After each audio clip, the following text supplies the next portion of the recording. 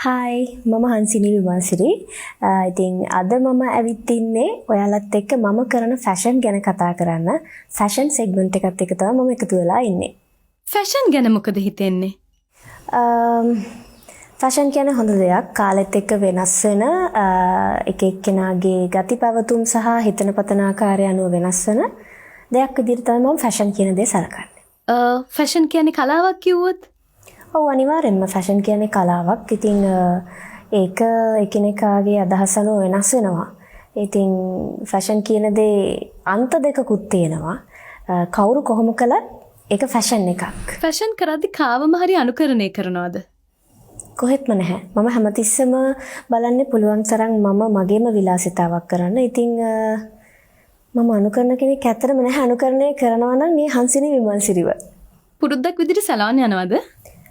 නැහැ. පුරුද්දක් විදිහට යන්නේ නැහැ.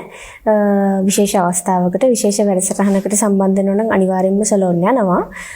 ඊට අමතරව මගේ බොහෝමයක් විලාසිතා කටයුතු කරගන්නේ මම.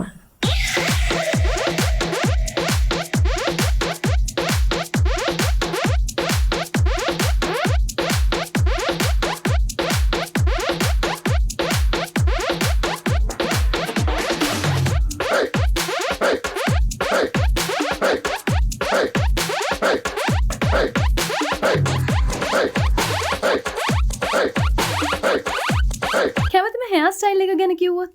මම කැමතිම හෙයාර් ස්ටයිල් එකටත් වැඩිය මම මේ වෙද්දී වැඩිපුරම කරන්නේ මගෙන් ගොඩක් දෙනා ඉල්ලන හෙයාර් ස්ටයිල් එක. ගොඩක් අය කැමති කර්ලි හෙයාර් එක නිදහසේ ලූස් හෙයාර් තියනවාට. ඉතින් ඒ කැමැත්තත් එක්ක හැමෝගෙම ප්‍රතිචාරත් එක්ක මම නිතර එහෙම තියන්න කැමතියි. ෆැෂන් කරද්දී දිග කොණ්ඩෙද ලස්සන නැත්නම් කොට කොණ්ඩෙද? ඒක එක එක්කිනාට වෙනස් වෙනවා.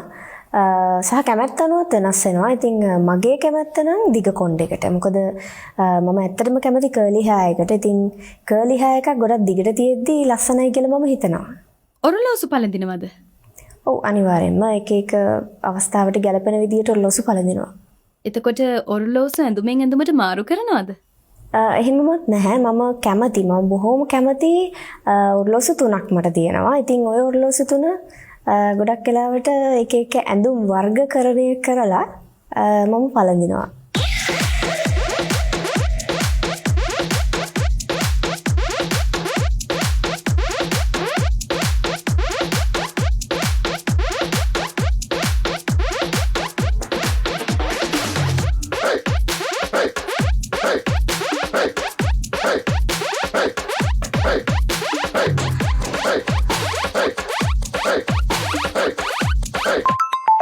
ඔයාලා කැමතිද පුංචි කෝල් එකකින් හොන්ඩා බයික් එකක් දිනා ගන්න?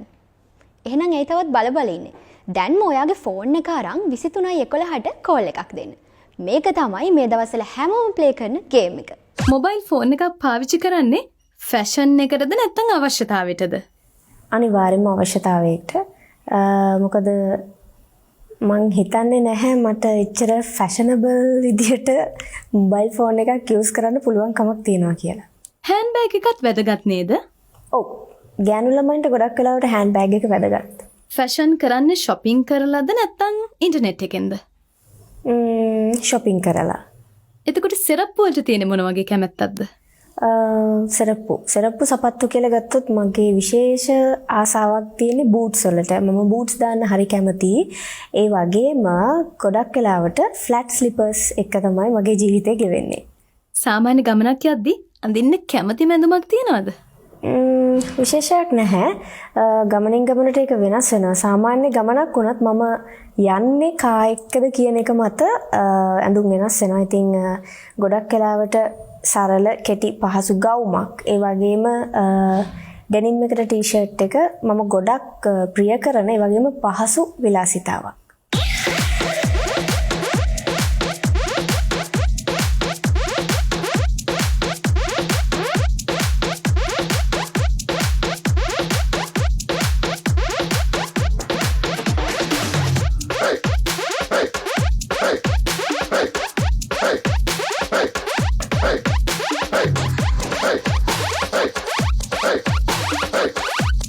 එතකොට වෙඩින් එකකට යද්දී අඳින්න කැමති මොන වගේ ඇඳුමක්ද?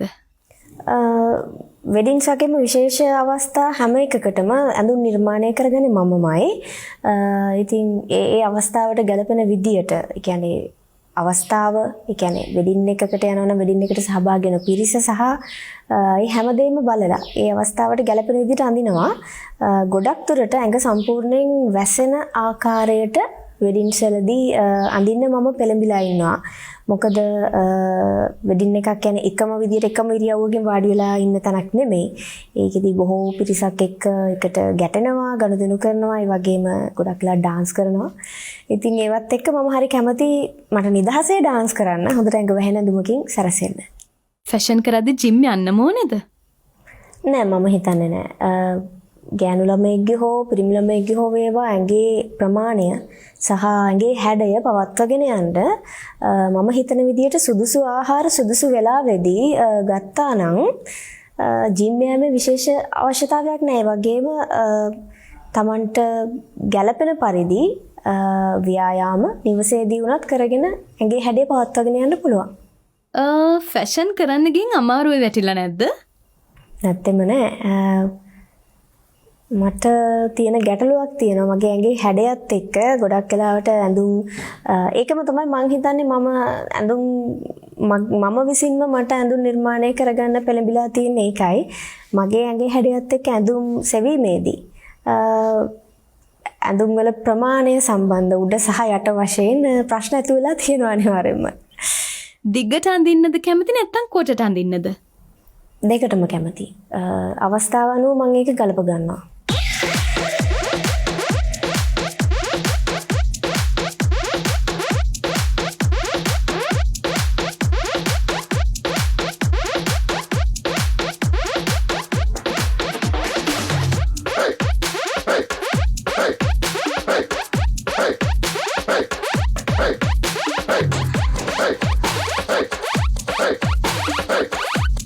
ෆැෂන් කරද්දි බලන්නේ පහසුවද එහෙම නැත්නම් සරල බවද?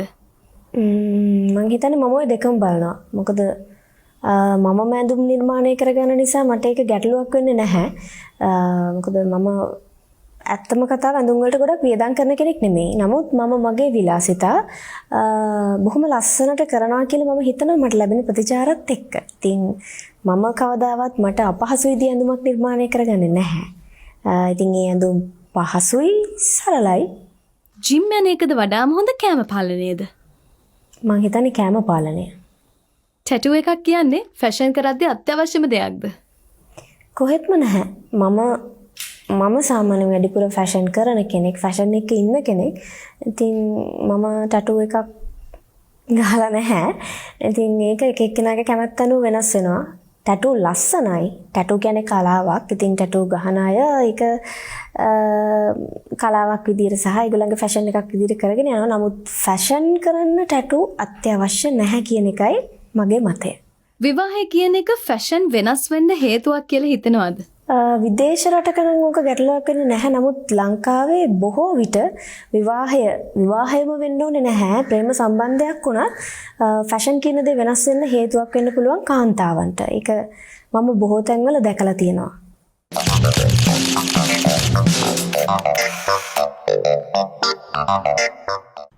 යන තැන හැමෝම කියනවා 23:11ට කෝල් කරන්නලු 23:11ට ඩයල් කරන්නලු.